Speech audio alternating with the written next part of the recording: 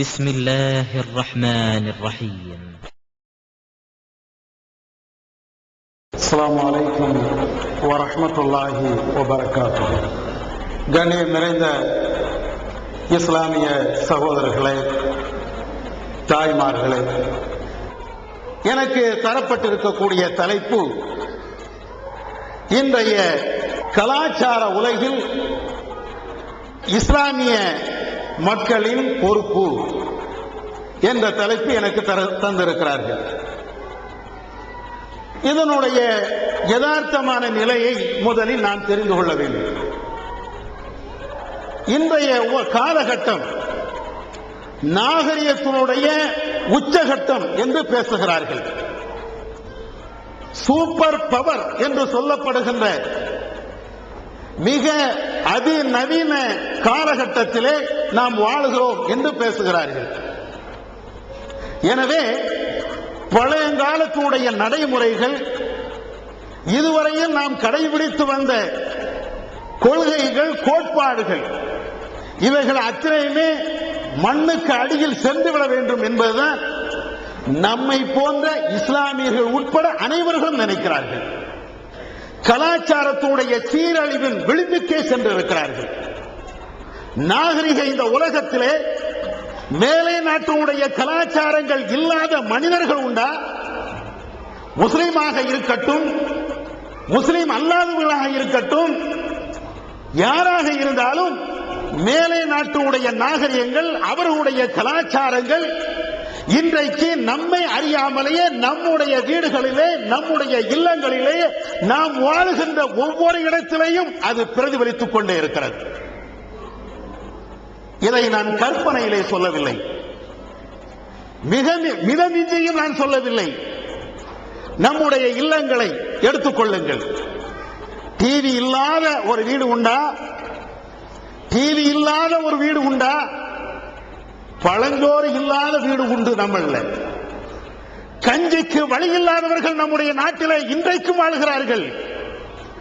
டீக்கு அன்றாடம் அல்லல் படுகின்ற மனிதர்கள் இன்றைக்கும் நம்முடைய தேசத்திலே வாழ்கிறார்கள். டிவி இல்லாத மனிதர்கள் கிடையாது. எஃப்எம் ரேடியோ இல்லாத மனிதர்கள் கிடையாது.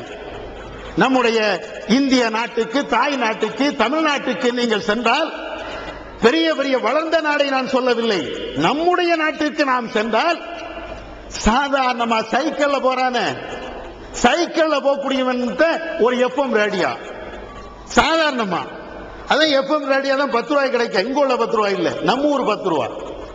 சாதாரண டீ குடிக்கக்கூடிய காசுகளுக்குத்தான் இது போன்ற நவீன விதமான கருவிகள் கிடைக்குது. அவன் பேசாம பாக்கெட்ல வைக்கிறான், அல்ல சைக்கிள்ல முன்னால பெல் இருக்குதோ இல்லையோ இதை தூக்கி மாட்டிக்கிட்டு போறான். பாட்டு வருது, பின்னால முன்னாலையும் பாட்டு வருது, அவன் என்னன்னு திரும்பி பார்க்கறான், சைக்கிள் தான் வருது. சைக்கிள்ல பாட்டு. இன்னும் கொஞ்ச நாள் போயிடுச்சுன்னு வைங்க, சைக்கிள்ல டிவி. இன்னும் கொஞ்ச நாள் போயிடுச்சுன்னு வைங்களேன், சைக்கிள்ல கம்ப்யூட்டர். இன்னும் கொஞ்ச நாள் போயிடுச்சுன்னு வைங்களேன், வேற ஏதாவது டான்ஸும் வைப்பான் சைக்கிள்ல. அந்த மாதிரி செட்டப்பும் வந்துடும். ஏன்னா நாகரிகம் அப்படி போய்கிட்டே இருக்குது. ஒரு நேரத்தில் ஒவ்வொன்னா யோசிச்சிருக்கிறோம், இன்னைக்கு அப்படி இல்லை. நம்முடைய நிலைப்பாடுகள் நாம எங்கேயோ போய்கிட்டு இருக்கிறோம். இதை நம்முடைய கட்டுப்பாட்டில் கொண்டு வர வேண்டும் என்றால், அல்லது நாம் இஸ்லாமிய நாகரிகத்துக்கு உட்பட்டு வாழ வேண்டும் என்றால், மறுமையிலேயே நமக்கு ஜன்னத்துல் ஃபிர்தௌஸ் என்ற அந்த சொர்க்கத்தை நாம் அடைய வேண்டும் என்றால், இஸ்லாம் காட்டுகின்ற என்ன வழிமுறைகள், இதைத்தான் என்னுடைய தலைப்பிலே நான் சொல்ல இருக்கிறேன். அன்பு மிகுந்த சகோதரர்களே, நாகரிக இந்த காலகட்டத்திலே கலாச்சார சீர்கேடுகளிலே, கலாச்சாரத்துடைய உச்சகட்டத்திலே நாம் இருக்கிறோம். அதே நேரத்திலே வரலாற்றை நாம் சற்று திரும்பி பார்ப்போம் என்றால், நபியுடைய காலகட்டத்திலே நபி அவர்கள் இந்த இஸ்லாத்தை இந்த மண்ணிலே கொண்டு வருகின்ற அந்த நேரத்திலே அந்த மக்களுக்கு மத்தியிலே என்ன கலாச்சாரம் இருந்தது, எப்படி நபி அவர்கள் அந்த கலாச்சாரத்தை மாற்றினார்கள், இதை நாம் தெரிந்து கொள்ள வேண்டும். என்ன காரணம் என்று தெரியுமா? நம்முடைய குடும்பத்திலே இன்றைக்கு ஆங்கிலேயருடைய கலாச்சாரம் இருக்கிறது. ஆங்கிலேயருடைய கலாச்சாரம் இன்றைக்கு நம்முடைய குடும்பத்திலே வீற்றிருக்கிறது. என்னிடத்திலே, உங்களிடத்திலே, உங்களுடைய மனைவியிடத்திலே, உங்களுடைய பிள்ளைகளிடத்திலே, நாளைக்கு பிறக்கக்கூடிய பிள்ளைகளிடத்திலேயே இது போன்ற கலாச்சார சீர்கேடுகள் இன்றைக்கு தெரிந்தோ தெரியாமலோ மலிந்து கிடக்கிறதே. அதை ஒழிக்க வேண்டும் என்றால் நபி அவர்களுடைய வாழ்க்கையை, அவர்கள் எந்த கலாச்சாரம் இருக்கின்ற பொழுது வந்தார்களோ, எந்த கலாச்சாரத்தை அடித்து ஒழித்தார்களோ, அதை அப்படியே நம்முடைய கண் முன்னால் சற்று ஆய்ந்து பார்க்க வேண்டும். நபிகள் நாயகம் ஸல்லல்லாஹு அலைஹி வஸல்லம் அவர்கள் வருகின்ற அந்த காலகட்டத்திலே அல்லாஹ் சொல்கிறான், யா அய்யுஹல்லதீன ஆமனூ லா யஹில்லு லக்கும் அன் தரிசுன் நிஸாஅ கர்ஹா. இறை விசுவாசிகளே, நீங்கள் பெண்களை அனந்தர சொத்தாக எடுத்துக் கொள்ளாதீர்கள், அது உங்களுக்கு ஹலால் அல்ல. என்ன அனந்தர சொத்து? ஒரு மனிதர் இறந்து விடுகிறார் என்றால் அவருடைய சொத்துக்கள் அவருடைய பிள்ளைகளுக்கு போய் சேரும், அல்லது நெருங்கிய உறவினர்களுக்கு போய் சேரும். அதே போன்று ஒரு ஆண் இறந்து விடுகிறான் என்றால் அவனுக்கு இருக்கக்கூடிய அந்த மனைவி அந்த ஆணுடைய சொந்தக்காரர்களுக்கு சொத்தாக போய் சேர்ந்து விடுவார்கள். இதை அல்லாஹ் சொல்கிறான், உங்களுடைய அந்த பெண்களை, அவர்களை நீங்கள் வாரிசாக சொத்தாக நீங்கள் எடுத்துக்கொள்ளாதீர்கள். இப்னு அப்பாஸ் போன்ற நபி தோழர்கள் இந்த வசனம் ஏன் இறங்கியது என்பதற்கு காரணமாக சொல்கிறார்கள். என்ன சொல்கிறார்கள்? அன்றைய நபி அவர்கள் வாழ்ந்த அந்த காலகட்டத்திலே ஒரு மனிதர் இறந்து விடுவார் என்றால், அவருக்கு மனைவி இருக்கும் என்றால், அந்த மனைவியை இறந்தவருடைய அண்ணன் வைத்துக் கொள்வான், இறந்தவருடைய தம்பி வைத்துக் கொள்வார். வைத்துக் கொள்கின்ற பொழுது அவர் சொல்லுகின்ற விளக்கம் என்ன? அவள் எனக்கு உரியவள். என்னுடைய அண்ணன் இறந்தால், என்னுடைய தம்பி இறந்தால், என்னுடைய தகப்பன் இறந்தால் அவருடைய சொத்து எப்படி எனக்கு வருமோ அதே போன்றுதான் இந்த பெண் என்னுடைய சொத்து. அந்த பெண்ணை என்ன செய்வான்? இப்னு அப்பாஸ் சொல்கிறார்கள், ஒன்று அந்த பெண்ணை அவனே கல்யாணம் பண்ணிக்கிடுவான், அப்படி இல்லை என்றால் அடுத்தவருக்கு அவன் கல்யாணம் பண்ணி கொடுப்பான். அதுவும் இல்லையா, யாருக்கும் கல்யாணம் செய்து கொடுக்காமல் தானும் கல்யாணம் செய்து கொள்ளாமல் அந்த பெண்ணை அவனே வைத்துக் கொள்வான். அதுக்குத்தான் அல்லாஹ் இறக்குனா, யா அய்யுஹல்லதீன ஆமனூ லா யுஹில்லு லக்கும் அன் தரிசுன் நிஸாஅ கர்ஹா. இறை விசுவாசிகளே, நீங்கள் பெண்களை வாரிசாக எடுத்துக் கொள்ளாதீர்கள். எவ்வளவு மோசமான கலாச்சாரம் என்று தெரியுமா? எவ்வளவு மோசமான கலாச்சாரம். இந்த ஆயத்தில் இன்னொரு செய்தி நமக்கு விளங்குகிறது. என்னுடைய தகப்பனார் ஒரு சொத்தை விடுகிறார் என்றால் அந்த சொத்துக்கு பேசுகின்ற உரிமை இருக்கிறதா? அந்த சொத்துக்கு தன்னுடைய கருத்துக்களை முன்வைக்கின்ற அனுபவம் இருக்கிறதா? அந்த சொத்து ஏதாவது என்னை இப்படித்தான் பயன்படுத்தணும், அப்படித்தான் பயன்படுத்தணும் ஏதாவது சொல்ல முடியுமா? அது மாதிரிதான்ப்பா உன் பொண்டாட்டி, அது மாதிரிதான் உன்னுடைய மனைவி, அது மாதிரிதான் இந்த பொம்பளைங்க என்ற நிலையில் தான் அன்றைக்கு பெண்களுக்கு ஒரு பிட்டு உரிமை கூட கிடையாது.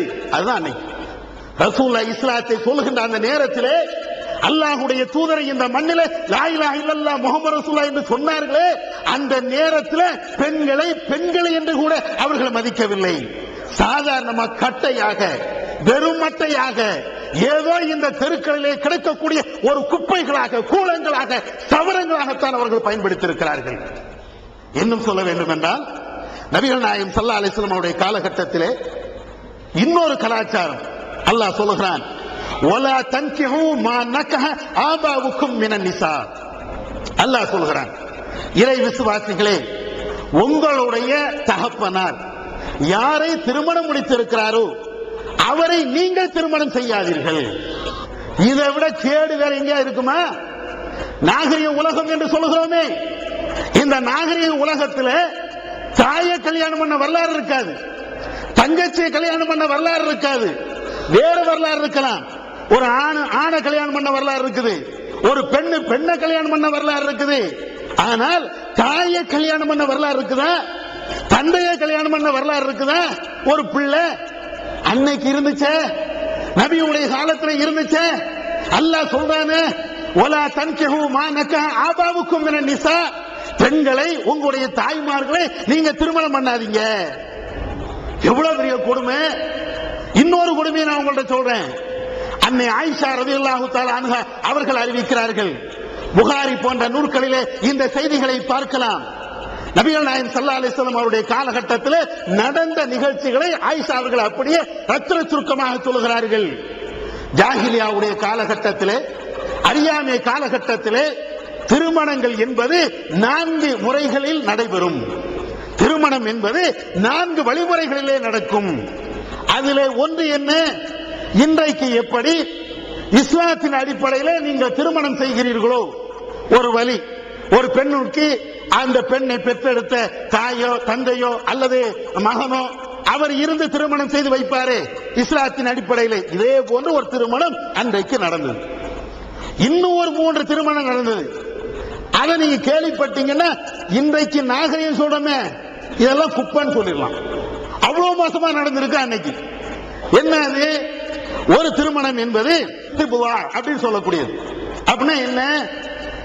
ஒரு பெண்மணி அவளுக்கு திருமணம் செய்ய வேண்டும் என்ற நிலை வந்துவிடும் என்றால் அந்த பெண் ஒரு ஆணை கல்யாணம் செய்து கொள்வார். கல்யாணம் செஞ்சதுக்கு பின்னால அந்த ஆண் அந்த பெண் 2 பேர்களுமே குடும்பம் நடத்த மாட்டார்கள். அந்த ஊரிலே யார் அறிவாளியாக இருக்கிறாரோ, யார் பஞ்சாயத்து தலைவராக இருக்கிறாரோ அவரிடத்திலே அந்த பெண்ணை அனுப்பி வைப்பார். யாரு? யார் அந்த பெண்ணை கல்யாணம் பண்ணினாலும் அந்த மாப்பிளக்காரன் என்ன செய்வானா, உங்க ஊர்ல யாருப்பா இன்ஜினியர் வீட்டுல ஒரு நாளைக்கு இருக்கட்டும். உங்க ஊர்ல யாருப்பா டாக்டர் வீட்டுல ஒரு நாளைக்கு இருக்கட்டும். 2 பேரும் கிடைக்கலையா? உங்க ஊர்ல யாருப்பா பெரிய நாட்டாம, நான் தான் தலைவர் நீ தான் தலைவர் அப்படின்னு வருவாங்களே அவர் வீட்டுல இருக்கட்டும். இப்படின்னு சொல்லி அந்த பெண்ணை அங்கே விட்டுருவாங்க. அந்த பெண் அங்க போய் குடும்பம் நடத்திட்டு அவங்க அந்த குழந்தையும் வயிற்றுல சுமந்துக்கிட்டு வந்துருவாங்க. அதுக்கு பின்னால்தான் அந்த மாப்பிளக்காரனே அந்த பெண்ணை தொடுவான். இதுக்கு பேர் தான் இஸ்திபுவா. ஆயிஷா நாயகி சொல்றாங்க, என்னடா இது, என்ன காரணம், ஏன் இப்படி விடணும்? அவனுக்கு மானம் இல்லையா, மரியாதை இல்லையா, சூடு இல்லையா, சொரணை இல்லையா? என்ன காரணம்? பிறக்கக்கூடிய சந்ததி அறிவாளியா இருக்கணுமா? எவ்வளவு பெரிய அறிவாளின்னு பாருங்க. பிறக்கக்கூடிய சந்ததி ஒரு டாக்டர் பிள்ளைக்கு பிறந்தாச்சுன்னா புள்ள டாக்டர் ஆயிரும்ல, ஒரு இன்ஜினியர் பிள்ளைக்கு பிறந்தா புள்ள இன்ஜினியர் ஆயிரும்ல. இத மாதிரி அவன் அன்னைக்கு சிந்திச்சிருக்கிறான். எத்தனையோ டாக்டர் பிள்ளைகளும் குப்பை ஓட்டிட்டு இருக்கு, அது நம்மளுக்கு தெரியும். எத்தனை இன்ஜினியருடைய பிள்ளைங்க ஒண்ணுமே இல்ல. நம்மள எத்தனை பேர் இன்ஜினியரா இருப்போம், நம்முடைய அத்தாமாக்கு ஒண்ணுமே தெரியாது. நடைமுறையில பார்க்கத்தான் செய்யறோம். அறிவுக்கும் பிறப்புக்கும் சம்பந்தம் இல்லை, அது வேற விஷயம்.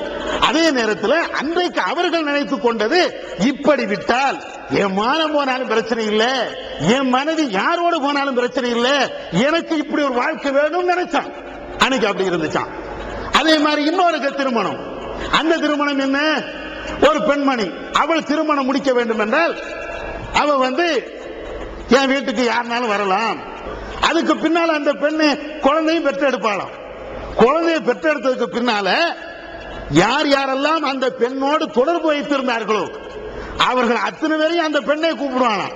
அந்த பெண்ணு நீ தான் எனக்கு மாப்பிள்ள ஒருத்தனை சுட்டி காட்டுவா. உடனே அவரும் சரி ஓகே ரொம்ப சந்தோஷம் அப்படின்ட்டு உட்கார்ந்துருவானா. என்னடா இது? ஆயிஷா நாயகி சொல்றாங்க, புகார்ல வருது, இன்னொரு கல்யாணம் நடக்குமா? இப்படித்தான் கல்யாணம் நடந்திருக்கு அன்னைக்கு. இன்னொரு கல்யாணம் நடக்குது. அது என்ன கல்யாணம்?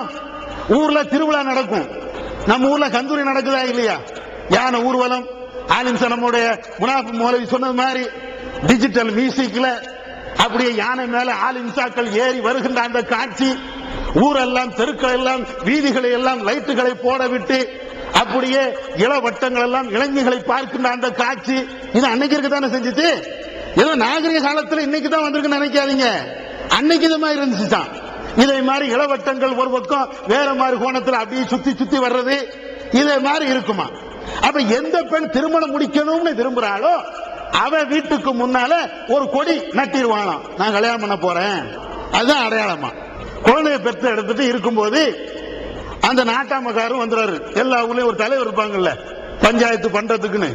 சில ஊர்ல கட்ட பஞ்சாயத்து இருக்கும், சில ஊர்ல நியாயமான பஞ்சாயத்து இருக்கும். இதே மாதிரி அன்னைக்கு நாட்டாமக்காரர் உட்கார்ந்து அந்த பெண்ணையும் உட்கார்ந்த உடனே, என்னம்மா குழந்தை, என்ன குழந்தைய பெற்றுட்டேன், மாப்பிள்ளை யாரு? ஏதோ ஒரு 10 பேர் வந்துட்டு போனாங்க.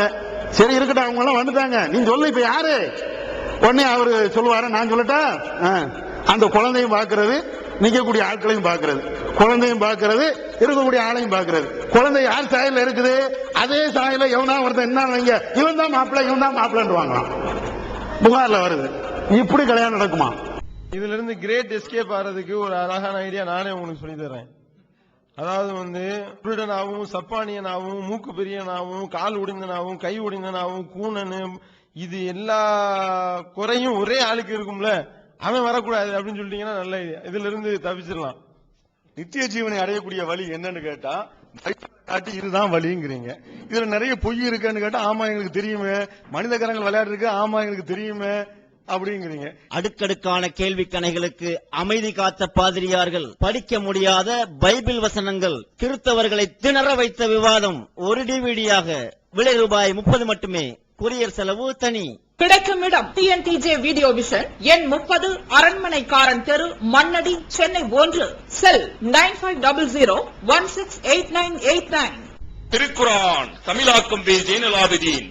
அனைவருக்கும் புரியும் எளிய நடை. தேவைப்படும் வசனங்களுக்கு தெளிவான விளக்கங்கள். கலை சொற்களின் விளக்கங்கள். திருக்குரான் எவ்வாறு அருளப்பட்டது, எவ்வாறு தொகுக்கப்பட்டது என்பது குறித்து முழுமையான விளக்கம். நபிகள் நாயகம் ஸல்லல்லாஹு அலைஹி வஸல்லம் காலம் முதல் இன்று வரை குர்ஆன் பாதுகாக்கப்பட்ட வரலாறு. திருக்குரான் இறைவனின் வார்த்தைகள் என்பதற்கான அடுக்கடுக்கான ஆதாரங்கள். முந்தைய பதிப்புகளை விட மெருகூட்டப்பட்ட செய்திகள், கூடுதலான பக்கங்கள், அழகிய வடிவமைப்பு, உயர்தரமான பைண்டிங். விலை ரூபாய் 300 மட்டுமே. வெளியீடு மூன் பப்ளிகேஷன், நம்பர் 83/3, முதல் மாடி, மூர்தரு, Mannady, Chennai 1. Phone 65690810. TNTJ video vision, எண் 30, அரண்மனைக்காரன் தெரு, மண்ணடி, சென்னை 1. செல் 9500168989. இந்த செய்தியை அறிவித்துவிட்ட அன்னை ஆயிஷா ரலியல்லாஹு தஆலா அன்ஹா அவர்கள் சொல்கிறார்கள், இஸ்லாமிய திருமணம் என்று ஒன்று இருக்கிறது. அந்த திருமணத்தை தவிர பாக்கி அனைத்து திருமணங்களையும் அல்லாஹ்வுடைய தூதர் அவருடைய காலத்திலேயே காலில் போட்டு மிதித்தார்கள். கேடுகட்ட கலாச்சாரம் இல்லையா? அனாச்சாரம் இல்லையா? ஒரு அக்கிரமம் இல்லையா? அந்த பெண்ணுக்கு ஒரு மானம் இருக்கிறது என்று யாரும் யோசிக்கவில்லையே, யாரும் புரிந்து கொள்ளவில்லையே. ஒரு உணர்வு இருக்கிறது என்று கூட அந்த பெண்ணை மதிக்கவில்லையே. அல்லாஹ்வுடைய தூதர் வந்து, இது என்னடா கலாச்சாரம், இது என்ன கலாச்சாரம், நீங்க எங்க போயிட்டு இருக்கிறீங்க, இது என்ன நியாயமா என்று எல்லாவற்றையும் தூக்கி ஒழித்தார்கள் என்று ஆயிஷா ரலியல்லாஹு தஆலா அன்ஹா அவர்கள் அறிவிக்கிறார்கள். இது போதும்னு நினைக்கிறேன்.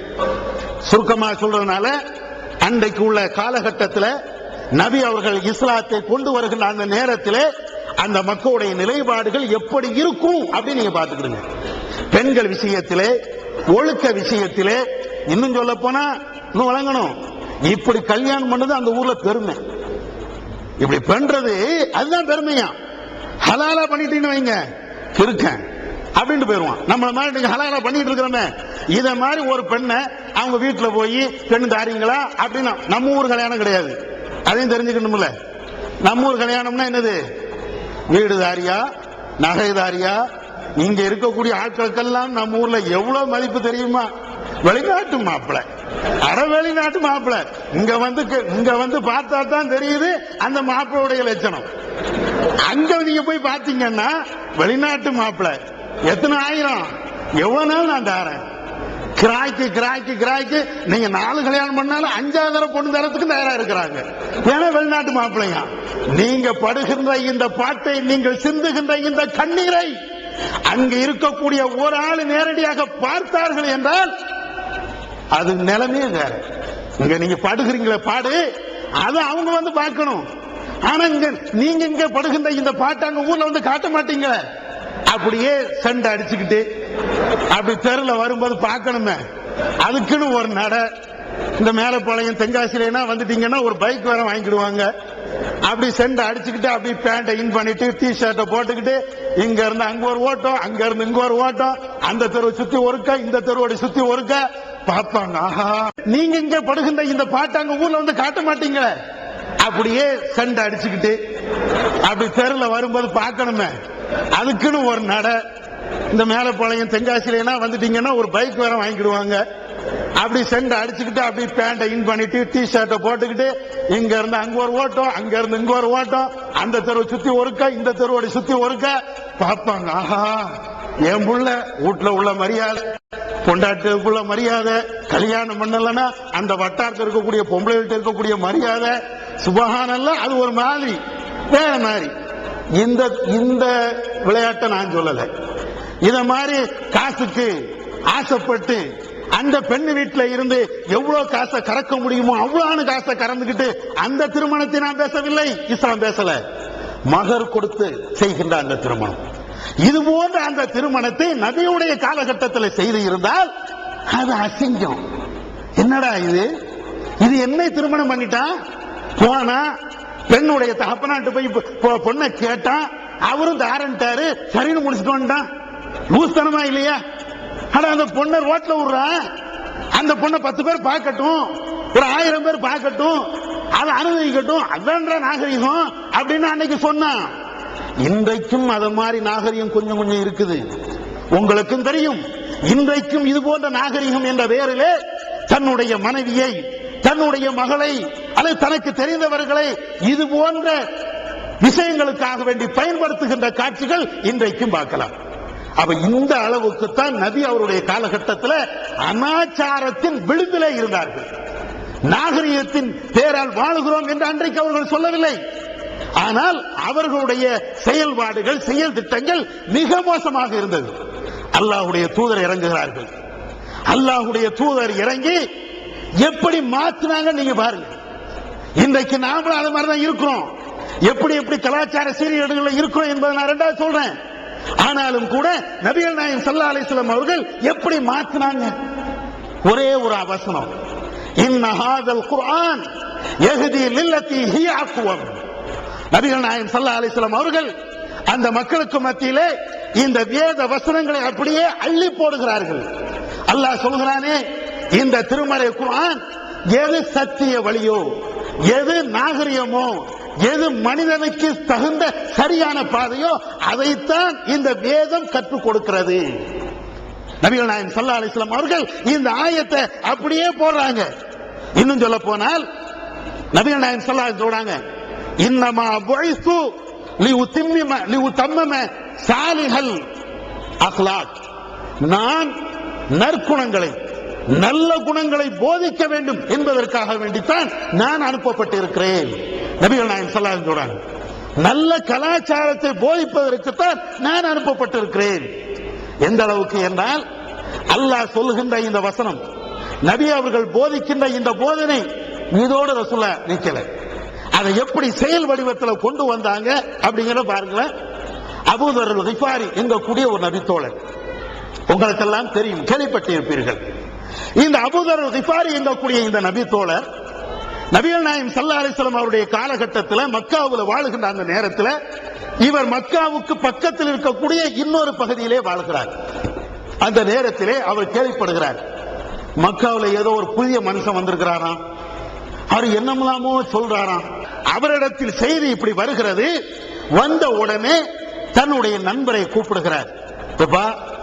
ஒருவர் வருகிறாராம், மக்காவில் வாழ்கிறாராம், செய்திகளை ஏதோ சொல்றாராம், அவர் என்ன சொல்றாரு அப்படின்னு நீ போய் பார்த்துட்டு வா. அவர் அனுப்புகிறார். அபூதர் கிஃபாரி நபி அவர்களை சந்திப்பதற்காக தன்னுடைய தோழரை அனுப்பி வைக்கிறார். அந்த தோழர் மக்காவுக்கு வருகிறார். மக்காவுக்கு வந்து அங்கு இருக்கக்கூடிய நிகழ்வுகள் எல்லாத்தையும் நேரடியாக பார்க்கிறார். பார்த்துட்டு திரும்ப அபூதர்கிட்ட சொல்றாரு, அபூதர் அவர்களே, அந்த முகமதை நான் பார்த்தேன், அவருடைய கொள்கைகளை நான் கேட்டேன், அற்புதமான கொள்கைகளை அவர் பேசுகிறார். லா இலாஹ இல்லல்லாஹ் முஹம்மது ரசூலுல்லாஹ் இது அவர் சொன்ன வார்த்தை. அதையும் தாண்டி அவர் பேசுகின்ற வார்த்தைகளை என்னால் தாங்க முடியவில்லை, அதை நான் உங்கள்கிட்ட சொல்கிறேன் சொல்லிட்டு சொல்றாரு. என்னப்பா அவர் சொல்லும் போது அந்த தோழர் சொல்றாரு, யஅமுரு பி மகாரிமல் அக்லாக். அந்த முகமது இருக்கிறாங்களே, கொள்கையை மட்டும் அவர் பேசவில்லை, கோட்பாடுகளை மட்டும், கடவுள் கொள்கையை மட்டும் அவர் பேசவில்லை, அதையும் பேசுகிறார். அதையும் தாண்டி நாகரிகமான கலாச்சாரத்தை அவர் போதிக்கிறார். நல்ல கலாச்சாரத்தை அவர் எடுத்து சொல்லுகிறார். பெற்றோர்களோடு சேர்ந்து வாழ வேண்டும் என்று சொல்லுகிறார். உறவினர்களை அரவணைக்க வேண்டும் என்று சொல்லுகிறார். அல்லாஹ் ஒருவன் தான் வணங்குவதற்கு தகுதியானவன், வேறு யாரையும் வணங்கக்கூடாது என்ற போதனையை அவர் முன்வைக்கிறார். இப்படி சொன்ன உடனே அபூதர் கிஃபாரி என்ற அந்த தோழர் உடனே அவர் மக்காவுக்கு வருகிறார். மக்காவுக்கு காபாவிலே தங்குகிறார். ஏறத்தாழ 30 நாட்கள், 30 நாட்களும் காபாவிலே தங்குகிறார். அன்றைக்குள்ள நிலைமை என்னவென்றால், ஒருவர் முகமதை சந்திக்க வருகிறார் என்றால் யாரிடத்திலும் விசாரித்தாலும் சந்திக்க வந்தவருடைய தலை அவருடைய கழுத்திலே இருக்காது, வெட்டி விடுவார்கள். இவர் யார்கிட்ட போய் கேட்கிறது? ஊருடைய நிலைமை மிக மோசமாக இருக்கிறது. காபாவிலே தங்குகிறார். எந்த அளவுக்கு என்றால், அபூதர் கிஃபாரி அவர்களை சொல்கிறார்கள், ஒரு மாச காலமாக காபாவில் தங்கின, எனக்கு சாப்பிடுவதற்கு வழி இல்லை. எங்க போய் நான் சாப்பிடுவேன்? இன்றைக்கு ஹோட்டல்கள் இருக்குது, அன்னைக்கு ஹோட்டல் உண்டா? யாருமே கிடையாது. யாராவது விருந்துக்கு கூட்டு போனா தான் உண்டு. அதனால ஜம்சம் தண்ணீரை குடிச்சு கொண்டு ஒரு மாச காலமாக இருந்தேன். அதுக்கு பின்னால்தான் ஒரு முறை அலி அவர்களை சந்திக்கின்ற அந்த வாய்ப்பு கிடைத்தது. அவர்களிடத்துல நான் என்னுடைய நிலைமையை நான் சொன்னேன். அவர்கள் தான் நபி அவர்களை சந்திப்பதற்கு ஏற்பாடு செய்தார்கள். நான் சந்தித்தேன். அதுக்கு பின்னால இஸ்லாத்தை ஏற்றுக்கொண்டேன் என்ற வரலாறு புகார்ல பார்க்கலாம். நான் எதுக்கு சொல்ல வரேன்னா, இந்த அபூதர் கிஃபாரி என்ற இந்த நபி தோழர் இஸ்லாத்தின்பால் ஈர்க்கப்பட்டதற்கு என்ன காரணம் என்று தெரியுமா? அவர் பின்னால் அடி வாங்கினதற்கு என்ன காரணம் என்று தெரியுமா? ஏகத்துவ கொள்கையை அந்த மக்காவிலே கடுமையாக பேசினாரே, அந்த ஈமானிய உறுதி சிந்தனை அவருடைய மனதிலே தோன்றியது. அதற்கு என்ன காரணம் என்று தெரியுமா? அல்லாஹ்வுடைய தூதர் போதித்த இந்த கலாச்சாரம், நாகரிக கலாச்சாரம், நல்ல கலாச்சாரம். இந்த கலாச்சாரத்தை அவர் கேட்டுதான் இவ்வளவு பெரிய நற்பண்புகளா, இவ்வளவு அழகான செய்திகளா இந்த முகமது சொல்கிறார். அப்படி என்றால் அவர் இறைவனை பற்றி பொய் சொல்ல மாட்டார், இறைவனுடைய வேதத்தை பற்றி அவர் பொய் சொல்ல மாட்டார் என்று அவர் இஸ்லாத்துக்கு வருகிறார். இப்படித்தான் இஸ்லாம் நமக்கு நாகரிகத்தை போதிக்கிறது. அநாகரிகத்தை விட்டு நீ வெளியே வா என்றுதான் இஸ்லாம் அடிப்படையிலேயே நமக்கு போதிக்கிறது. இப்பொழுது விஷயத்துக்கு நாம் வருவோம். இன்றைய நாகரிக காலகட்டத்திலே எவ்வளவு மோசமான நிலை இருக்கிறது அது நீங்க யோசிச்சு பாருங்க. நாகரிகமான காலம் என்று நீங்க வாழ்றீங்க, ஒவ்வொரு இடத்திலையும் நீங்க வாழ்றீங்க, ஒவ்வொரு பகுதிகளுக்கும் நீங்கள் செல்கிறீர்கள். செல்கின்ற இந்த நேரத்திலே எப்படிப்பட்ட சூழல், ஒரு மனுஷனை நாசமாக்கணும்னா வேற ஒண்ணும் வேண்டாம், அது ஒரு வழியில போயிட்டா போதும். இந்த வழியில போனா அப்படித்தான், அந்த வழியில போனா இப்படித்தான் அப்படின்ட்டு வேற மாதிரி போயிடலாம். அல்லாஹ் குர்ஆன்ல சொல்றான், இன்னல்லதீன யுஹிப்பூன அன் தஷீஅல் ஃபாஹிஷா ஃபில்லதீன ஆமனூ. இறை விசுவாசிகளிடத்திலே மோசமான கலாச்சாரத்தை ஊண்ட வேண்டும் என்று இறைவனை நிராகரிக்கக்கூடியவர்கள் விரும்புகிறார்கள். சூரத்து நூர் என்று சொல்லப்படுகின்ற 24வது அத்தியாயத்தில் 19வது வசனத்தை நீங்க எடுத்து பாருங்க. இது நபியுடைய காலத்தில் இறக்கி அருளப்பட்ட வசனம். ஆனால் இன்றைக்கு நம்ம கத்தர் வாழக்கூடிய நமக்கு இறங்கின மாதிரி இருக்கும், அல்லது இன்றைக்கு உலகத்தில் வாழுகின்ற ஒவ்வொரு முஸ்லிமுக்கும் இறங்கின மாதிரி இருக்கும். இன்னொருக்கு அந்த ஆயத்தை நான் சொல்றேன் பாருங்க. இன்னல்லதீன யுஹிப்பூன அன் தஷீஅல் ஃபாஹிஷத்து ஃபில்லதீன ஆமனூ. அல்லாஹ்வை நம்பி இருக்கிறார்களே, மூமினாக வாழ்கிறார்களே, இஸ்லாமியர்களாக வாழ்கிறார்களே, இவர்களுக்கு மத்தியிலே மோசமான அருவருப்பத்தகுந்த கலாச்சாரத்தை பறக்க, அதாவது ஊன்ற வேண்டும் என்று ஒரு சாரார் விரும்புகிறார். விரும்புறானா? இன்னைக்கு ஏதாவது விளங்குதா? விரும்புறானா? சேட்டலைட் வழியா நீங்க எங்கேயும் போகணும்னு அவசியம் இல்லை. நீங்க ஒரு கஷ்டப்பட வேண்டாம். ஏசி ரூம்ல உட்கார்ந்துட்டு டிவியும் அந்த ரிமோட்டும் இருந்தா போது தட்டிக்கிட்டே இருக்கலாம். எல்லாத்தையும் நான் கொண்டு வருவேன்.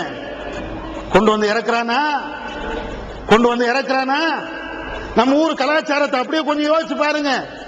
வீட்டுக்கு நீங்க மனைவி மக்களோடு இருப்பது ரொம்ப குறைவு. உங்களுக்கு ஆச்சரியமா இருக்கும். உங்கள்கிட்ட சொல்லுவாங்களா இல்லையான்னு எனக்கு தெரியல. நீங்க ஊருக்கு போய் உங்க மனைவிக்கு பிள்ளைகளுக்கு ஒரு Dress எடுக்கணும்னா இந்த வளையல எடுக்க நீங்க சொன்னீங்கன்னா அடிதான் உங்களுக்கு விடும். நான் எடுத்த அந்த சேலையத்தான் நீ உடுக்கணும் சொன்னீங்கன்னா போடா கட்டல இருந்து எதுக்கு வந்த, இதுக்கா வந்த, 40 வருஷம் இருந்துட்டு வா அப்படின்பா. அங்க சொல்லக்கூடிய பாஷையே வேற. நீங்க நினைக்கிற மாதிரி அங்க சொன்ன எடுபடாது. அது வேற மாதிரி தான் சொல்லணும். என்ன மாதிரி சொல்லணும்? செல்வி சேலை இருக்குதான்னு கேட்கணும். அதை வாங்கி தரட்டுமா நீங்க கேட்டீங்கன்னா தங்கமா தங்கலாம். அங்கே செல்வி சேலைன்னா என்னன்னு விளங்குதா? உங்களுக்கு விளங்காது, அங்க விளங்கும். இங்க சில ஆட்களுக்கு விளங்கும், அங்க எல்லாத்துக்கும் விளங்கும். இப்போது விற்பனையில் இஸ்லாம் கூறும் பொருளியல் சகோதரர் பிஜே அவர்கள் உரையாற்றிய பொருளாதாரம் சம்பந்தமான 27 மணி நேர தொடர் சொற்பொழிவு. என்ன வியாபாரம் செய்யலாம், பங்குச் சந்தையில் ஈடுபடலாமா, இன்சூரன்ஸ் செய்யலாமா, MLM வியாபாரத்தில் ஈடுபடலாமா, குத்தகை, பங்கு வணிகம் மற்றும் வியாபாரம் தொடர்பான அனைத்து சந்தேகங்களுக்கும் குர்ஆன் ஹதீஸ் அடிப்படையில் தெளிவான விளக்கங்கள் 3 டிவிடிகளாக விலை ரூபாய் 75 மட்டுமே. கிடைக்கும் இடம் TNTJ வீடியோ விஷன், நம்பர் 30, அரண்மனைக்காரன் தெரு, மண்ணடி, சென்னை 1. வெளிவந்துவிட்டது இஸ்லாம் கூறும் குடும்பவியல் ரமலான் மாதம் தொடர் சொற்பொழிவு 5 டிவிடிகளாக விலை ரூபாய் 150 மட்டுமே. கூரியர் செலவு தனி. கிடைக்கும் இடம் TNTJ வீடியோ விஷன், நம்பர் 30, அரண்மனைக்காரன் தெரு, மண்ணடி, சென்னை 1. அதே மாதிரி வேற வேற அந்த வளையல், போடுகின்ற மூக்குத்தி, போடுகின்ற கம்மல், போடுகின்ற ஜாக்கெட்டு, போடுகின்ற செருப்பு, அத்தனைக்கும் எவ்வளவு ஒரு பேர், அவ பேரு இவ பேரு. அதுதான் நீங்க சாதாரணமா கடையில போய் கேட்டா கூட இந்த மாதிரி ஒரு சேலை இருக்காம அப்படின்னா நம்மளே அவன் ஒரு மாதிரியா பார்ப்பான். ஏதோ வேற்று கிரகத்துல இருந்து அந்த மாதிரி தான் நம்மளையும் பார்க்கலாம். நம்மளும் கடைக்கு போறோம்ல, கடைக்கு போய் அந்த மாதிரி சேலை இருக்குமே இப்படி பார்ப்போம். மேலங்களையும் எந்த மாதிரி சேலை, எந்த மாதிரி சேலை, இந்த சேலையா, இந்த சேலையா, பேர சொல்லுங்களேன். இந்த சேலை தான். ஓஹோ, சந்திரமுகி சேலையா அப்படிதான் சொல்றாங்க. அப்படி சொல்றேன். நம்ம அது தெரியாம நம்ம போய் கேட்டோன்னு வைங்களேன், நம்மள ஒரு மாதிரி தான் பார்க்கறான். ஆனா நம்முடைய பொம்பளை பிள்ளைகளுவ, நம்முடைய ஆம்பளை பையங்க அங்க போனாச்சுன்னா அது கரெக்டா எங்க இருக்கிறோம், எங்க இருக்கிறோம். குர்ஆனை பத்தி தெரியுமா, ஹதீஸ பத்தி தெரியுமா, நேத்து வந்த சினிமா பாட்டை பத்தி நம்முடைய குடும்பத்துக்கு தெரியும். நேத்து வந்த சினிமா பாட்டை பத்தி தெரியும். என்னமா பாட்டு, என்னம்ல நாங்க அது கேட்கல. சில நேரங்கள்ல பஸ்ஸுகள்ல வேற வேற இடங்கள்ல போகும்போது அந்த பாட்டு லேட்டஸ்ட் பாட்டு தெரியல, ஒரு நேரத்துல கேட்ட பாட்டு அவன் பேசாம படிக்கிறான். என்னமில்லாமோ புத்திக்கும் அதுக்கு சம்பந்தம் இருக்குதான்னு கூட யோசிக்கிறது இல்ல. பெரிய கவிஞன், பெரிய அறிவாளின்னு அவங்களுக்கு எல்லாம் கேடையும் பரிசுகளும் கொடுக்கறான். என்னென்ன வார்த்தை இல்லாமோ அவன் பேசாம பேசுறான். எவ்வளவு ரெட்ட அர்த்தங்கள் கொண்ட பாட்டுகள் கேட்கிறீல்ல, எவ்வளவு அசிங்கமான பாட்டுகள். ஒரு அதாவது தாயும் பிள்ளையும் பார்க்கின்ற காட்சிகளா, சீரியலுங்க, நாடகம். ஒரு நேரத்தில் என்ன சொல்லுவாங்கன்னா, நம்ம ஊர்கள்ல நான் சினிமாவா பார்த்துட்டேன், நாடகம் தானே பார்க்கிறேன். என்னன்னா அதுல ஆபாசம் இல்லையா, ரெட்ட அர்த்தங்கள் இல்லையா, வேற ஒண்ணுமே இல்லையா. அது மாதிரி அந்த நாடகம் தான் நான் பார்க்கிறேன். இன்னைக்கு என்ன வருது நாடகத்துல, அண்ணன் பொண்டாட்டிய தம்பி எப்படி இழுத்துட்டு போறது, தம்பி பொண்டாட்டிய அண்ணன் எப்படி இழுத்துட்டு போறது, மாமியாக்கார மருமகன் எங்க கொண்டு போறது, மருமகன மாமியாக்காரி எங்க கொண்டு போறது. எளவு கொடுத்த இந்த சீரியல்ல இருக்கா. ஊர்ல நீங்க கொஞ்சம் போன் அடிச்சு பாருங்க. அப்பப்போ நாம் அங்க வந்துட்டோம். நம்முடைய பிள்ளைகளை வளர்ப்பதற்காக, நம்முடைய சந்ததிகள் நல்லவர்களாக வாழ வேண்டும் என்பதற்காக கொதிக்கின்ற வெயிலே, கொட்டுகின்ற மழையிலே நம்முடைய வேர்வைகளை இரத்தங்களாக சிந்தி சம்பாதித்து அனுப்புகிறோம். கொஞ்சம் எட்டி பாருங்க, நம்ம ஊரை எட்டி பாருங்க. உங்களுக்காக வேண்டி கண்ணீர் வடிக்கக்கூடிய அங்க ஆட்கள் கிடையாது. ஒரு நக்குமாக்காக வேண்டி கண்ணீர் வடிக்கின்ற ஆட்கள் அங்க இருக்கிறார்கள்.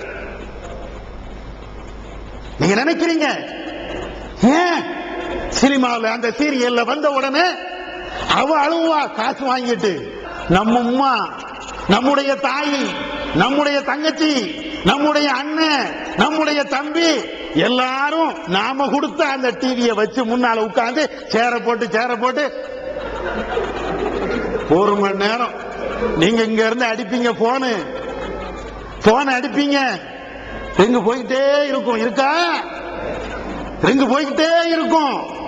திரும்ப அடிப்பீங்க, எடுக்கிறதுக்கு ஆள் இல்ல. எங்கேயும் போல சகோதரர்களே, நீங்க வாங்கி கொடுத்திருக்கக்கூடிய அந்த டிவி உள்ள போயிட்டாங்க. அதோடு அப்படியே உள்ள, அதோடு இரண்டரை கலந்துட்டாங்க. அதனாலதான் நீங்க அடிக்கக்கூடிய அந்த பெல் அவங்களுடைய காதுல விழல, அவங்களுடைய காதுல அது விழாது. அது எங்கேயோ போயிட்டு இருக்குது. இன்னும் சொல்ல வேண்டும் என்றால் வருந்த தகுந்த விஷயங்கள் தான். ஆனாலும் சொல்லாமல் இருக்க முடியாது. சொல்ல வேண்டும் சொல்லுகின்ற நிலை நமக்கு இருக்கிறது.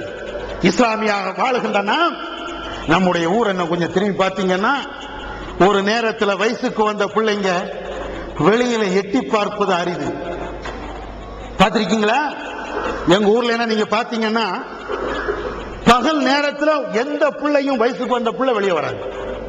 வீட்டுக்குள்ள, அதுவும் அடுப்படி அந்த மாதிரி உள்புறத்துல தான் இருப்பாங்க. சின்ன வீடா இருந்தாலும் சரி, ரொம்ப ரொம்ப சின்ன பிளாட்ல இருந்தாலும் சரி, எங்கேயோ ஒரு குடிசை வீட்டுல இருந்தாலும் உள்ளதான் இருப்பாங்க.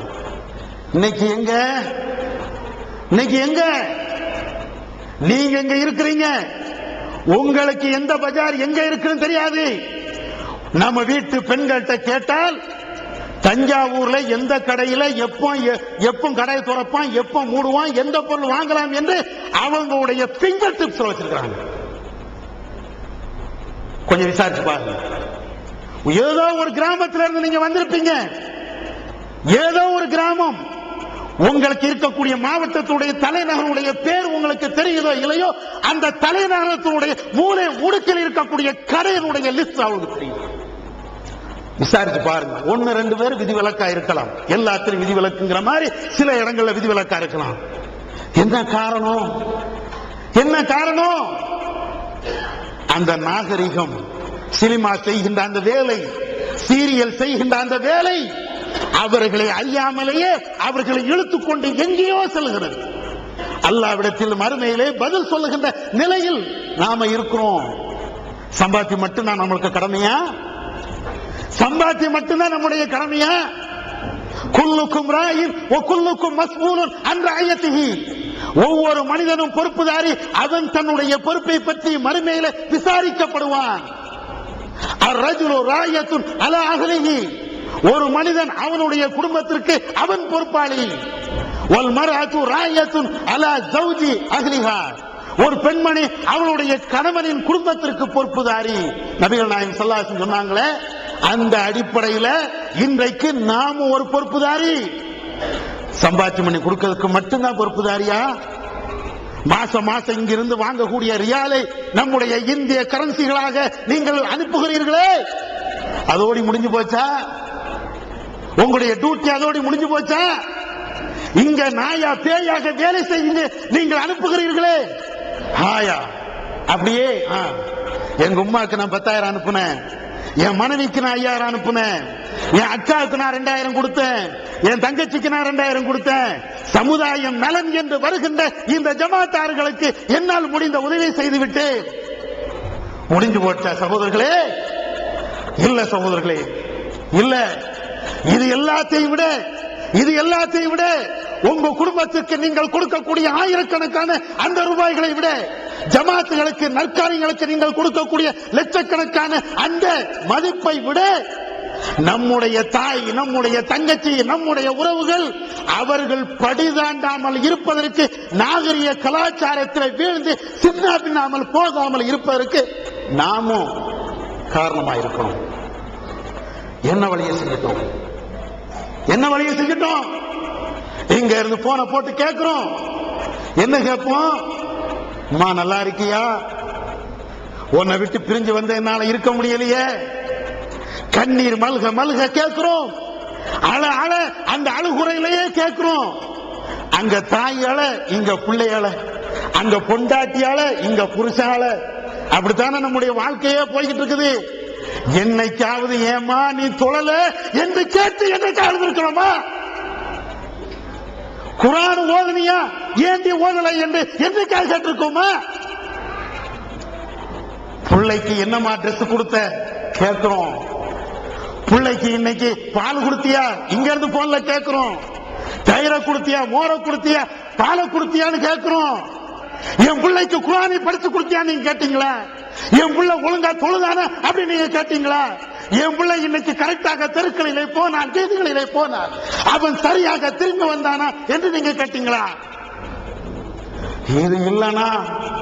இது இல்லனா மறுமையில நம்முடைய மனைவி வந்து நிப்பா, நம்முடைய பிள்ளைகள் வந்து நிப்பா, நம்முடைய தாய் வந்து நிற்பா, யா அல்லாஹ் இந்த பாவி எனக்கு ரூபாயை தந்தான், உங்களை தான், என்னத்தான், நம்மளை தான் லட்ச லட்சமா அனுப்புறமே நம்மளை பத்தி தான் அந்த தாயும் நம்முடைய பிள்ளைகளும் நம்மளை பத்தி பேசுவாங்க. யா அல்லாஹ் இவன் எனக்கு ரூபாயை தந்தான், எனக்கு காசை தந்தான், வீடை தந்தான், டிவியை தந்தான், சொத்தை தந்தான், சுகத்தை தந்தான், ஆனால் எனக்கு மார்க்கத்தை தரலையா அல்லாஹ், எனக்கு மார்க்கத்தை தரவில்லையா அல்லாஹ்.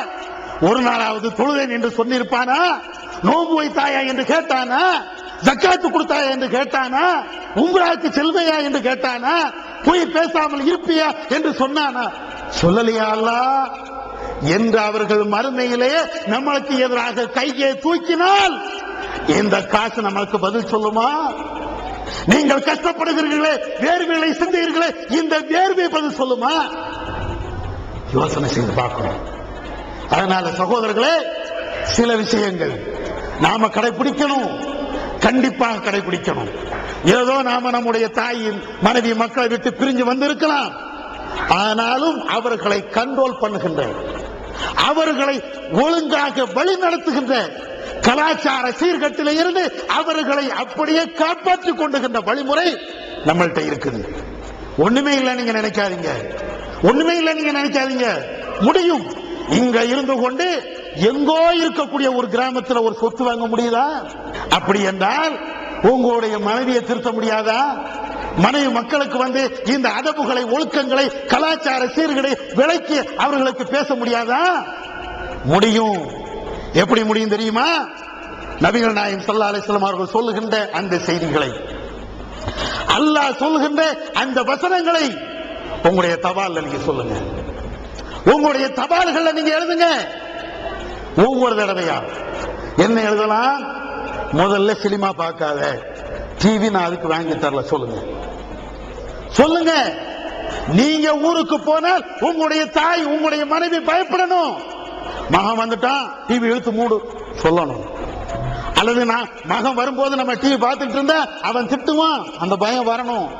அந்த பயம் நீங்க ஊருக்கு போனா மட்டும் இல்ல, இங்க இருக்கும் போது வரணும். வரும், வர வைக்கணும், முடியும். அல்லாஹ் அந்த ஆற்றலை அல்லாஹ் நமக்கு தந்திருக்கிறான். என்ன செய்யலாம்? சினிமா பார்க்காத அப்படின்னு நீங்க சொன்னீங்கன்னா ஒரு ஆயத்தை போடுங்க.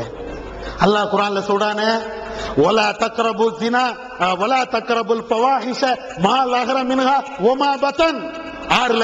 151 வசனத்தை எடுத்து பாருங்க. இதுல இன்னொன்னு, இவ்வளவு நாம பேசுறோம், நம்மளுக்கு எத்தனை பேருக்கு குர்ஆனை புரட்டி பார்த்திருக்கோன்னு தெரியாது, அப்படிதானே? ஆனா நேத்து வந்த சினிமா கூட நம்மளுக்கு தெரியும் இங்க, அப்படிதானே? நேத்து வந்த சினிமாவை தெரியும், நேத்து வந்த நடிகையை தெரியும், நடிகனை தெரியும், ஆனா குர்ஆனை படிக்க தெரியல. அதையும் மாற்றணும். ரெண்டு, நம்மளையும் நாம மாற்றிக்கொள்ளணும், நம்முடைய குடும்பத்தார்களையும் மாற்றணும். அப்ப குடும்பத்தார்களை மாற்றும் போது இந்த வசனத்தை நீங்க சொல்லுங்க, வலா தக்ரபுல் ஃபவாஹிஷ மா லஹர மின்ஹா வமா பத்தன். என்ன அர்த்தம்?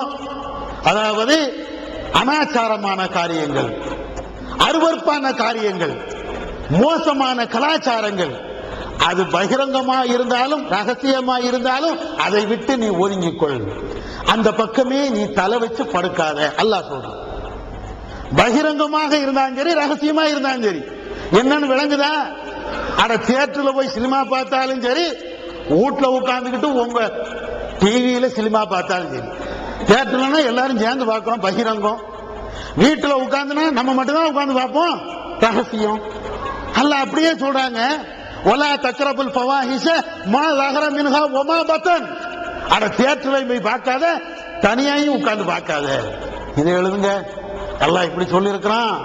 சினிமா பார்க்காதம்மா, நம்ம குடும்பத்தை நாசமாக்கிறோம், மறுமையில சொர்க்கம் கிடைக்காது. இப்படி எழுதுங்க. அதே மாதிரி அல்லாஹ் சொல்லக்கூடிய வேறு சில வசனங்கள், யா அய்யுஹல்லதீன ஆமனூ லா தத்தபிஉ குதுவாத்தி ஷைத்தான். இறை விசுவாசிகளே, ஷைத்தானுடைய அடிச்சுவடுகளை நீங்கள் பின்பற்றாதீர்கள், ஷைத்தானுடைய வழிமுறைகளை நீங்கள் பின்பற்றாதீர்கள். ஏன் தெரியுமா? ومن يتبع خطوات الشيطان فإنه يأمر بالفحشاء والمنكر. யாரெல்லாம் ஷைத்தானுடைய அடிச்சுவடுகளை பின்பற்றுகிறார்களோ அவர்கள், அந்த ஷைத்தான் அவர்களுக்கு அருவருக்க தகுந்த மானக்கேடான மோசமான கலாச்சாரத்தை செய்ய வேண்டும் என்றுதான் அவன் ஏவுவான். யாரு? சைத்தான். சைத்தான் வழியில நீங்க போனீங்கன்னா தொழுனா சொல்ல போறான். சைத்தான் வந்து என்னப்பா இஷா தொழல போய் தொழு அப்படியே சொல்ல போறான். என்ன நோன்பு வைக்கலையே நோன்பு வைடா அப்படியே சொல்ல போறான். அவனுக்கு அதான் வேலை. அவனுக்கு என்ன வேலை? அங்க இருந்து வருவான், வந்து அப்படியே மனசுக்குள்ள இன்னைக்கு என்ன செய்யலாம் அப்படியே ஒரு சிந்தனைக்கு போடுவான். அங்க போலாமா இங்க போலாமா, அப்துல் காரும் இல்ல யூசுஃபும் இல்ல அவரும் இல்ல, என்ன செய்யலாம்? போடு போடு டிவியை போடு, கொஞ்ச நேரம் அந்த அதை மட்டும் கொஞ்சம் பார்ப்போம், இதை மட்டும் கொஞ்சம் பார்ப்போம். ரிமோட் கையில இருந்துன்னா கை சும்மா இருக்காத, மேல இருந்து கீழே கீழே இருந்து மேல மேல இருந்து கீழே அப்படியே வரும். வந்தோன்னா அப்படியே கொஞ்ச நேரம் அப்படியே மெய் மறந்து அப்படியே இருந்துடலாம். இருக்கா? சைத்தானுக்கு கட்டுப்பட்டுட்டோம்னா சைத்தான் என்ன செய்வானா அப்படியே டக்குன்னு விபச்சாரத்துல கொண்டு விட மாட்டான்லங்க. டக்குன்னு அப்படியே நம்மளை கொண்டு விட்டுருவான். அப்படி அதான் அவனுக்கு வேலை. ஒரு ஆள் இப்ப நம்மள யாரா ஒரு ஆளு ஒரு பொம்பளை கொண்டு விட்டு நீ இப்படி போனா போயிருவோமா, உடனே ரோசம் வந்துடாது. சைத்தானுக்கு அது தெரியாதா? அதனால ஹெவியா டோஸ் தர மாட்டான், ஹெவி டோஸ் தர மாட்டான். சாராயம் குடின்னு சாராய பாட்டிலாம் தீ தர மாட்டான். என்ன செய்வான்? முதல்ல லேசா ஒரு பாக்கு போடு, பாக்கு போடு மார்க்கத்தில் தடை இல்லை, பாக்கு போடலாம். அதுக்கடுத்து பாக்குல கொஞ்சம் கூடுனது கொஞ்சம் பான் பராக்கு போடு, மாப்பிள்ள கொஞ்சம் பரவாயில்லாம இருக்கிற, இது என்னடா பரவாயில்ல இன்னொன்னு ஐட்டம் தாரேன் அப்படின்னு கொஞ்சம் பிரவுன் சுகர் அப்படித்தானே வரும். அதுக்கு பின்னால தானே ட்ரக்ஸ் எல்லாம் அப்படித்தான் டெவலப் பண்ணிட்டே போவான். முதல்ல சைத்தான் எதை தருவான்? ஒரு பீடியை தான் தருவான். சைத்தான் நீங்க குடிக்கிறதுக்கு சாராய பாட்டம் இருக்குன்னு தரமாட்டான். எதைத்தான் தருவான்? ஒரு பீடி. அதுதான் மாப்பிள்ள, ஒரு பீடியில நீ என்ன கரைஞ்சா போற, பீடி தான் தேயும், நீ கரைய மாட்டாட்டி செம்பு அப்படியே வரும். அப்புறம் எத்தனை நாளைக்கு தான் கட்டப்பிடி குடிக்கிற? நல்ல சிகரெட் இருக்குது, அந்த சிகரெட்டை வச்சு ஊது. எத்தனை நாளைக்கு தான் சிகரெட்டை ஊதிட்டே இருப்ப? அதுல லேச இந்த பொடியை மட்டும் போட்டா அப்படி அடி கப்புன்னு இருக்கும். போயிட்டானே, எங்கேயோ பறந்துடுறானே. அதுக்கப்புறம் அவனை பிடிச்சி பெரிய கயித்தை போட்டு கெட்டி இழுத்தாலும் என்னது இஸ்லாமா? இஸ்லாம். சரி சரி சரி இருங்க இருங்க இருங்க அப்படின்றதால யாரு பெரிய பெரிய நாதாக்கள் அப்படின்னு பட்டம் பெற்றார்கள் எல்லாம் கடைசி நிலை என்னன்னா சைத்தானுடைய வழிமுறைகளுக்கு அவங்க ஆட்பட்டாங்கன்னா இதுதான் வேலை.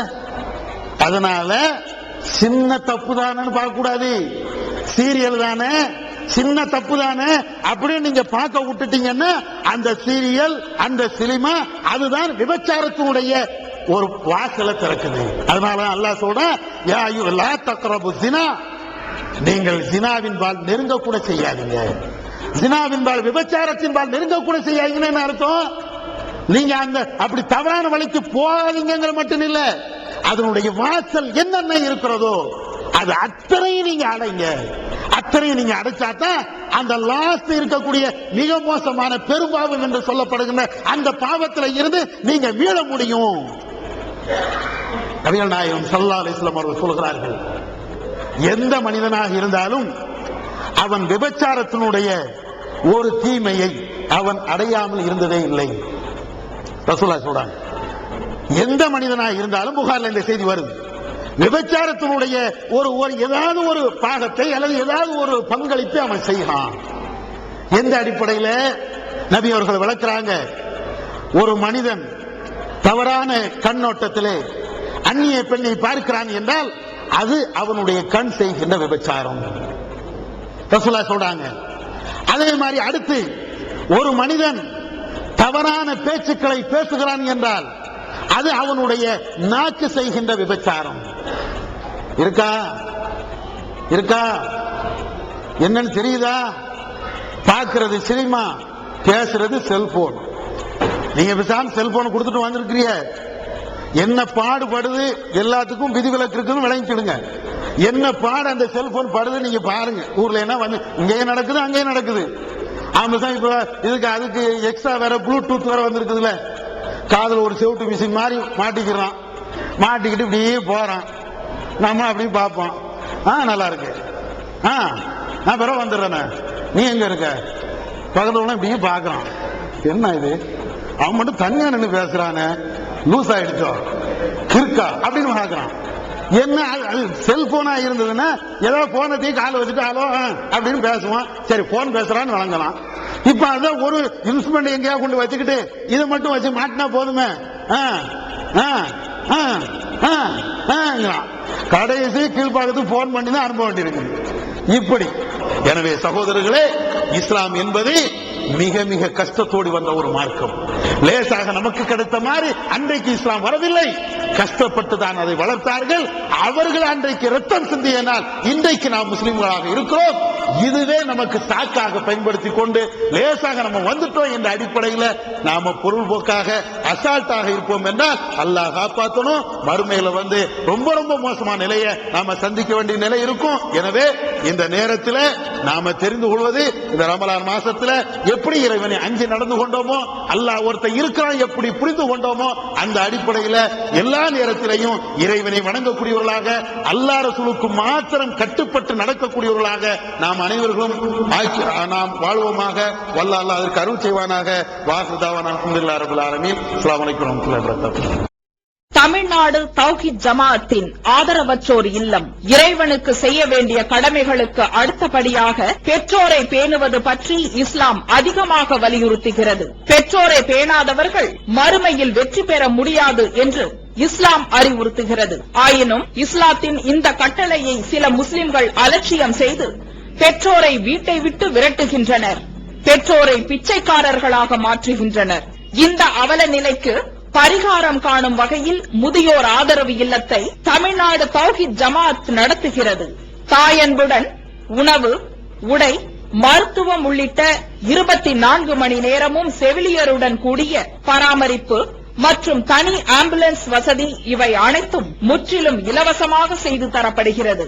அனாதைகளை அரவணைப்பவரும் நானும் சொர்க்கத்தில் இணைந்திருப்போம் என்ற நபிகள் நாயகம் ஸல்லல்லாஹு அலைஹி வஸல்லம் அவர்களின் அமுத மொழியை ஏற்று அனாதைகளை அரவணைக்கும் இல்லமும் தமிழ்நாடு தௌஹீத் ஜமாஅத் நடத்தி வருகிறது.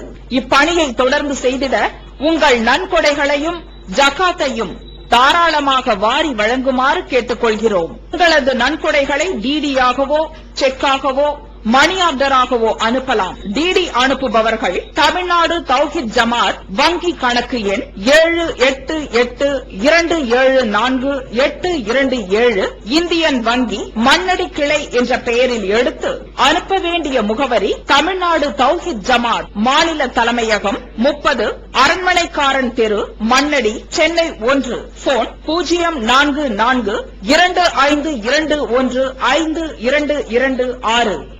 Allah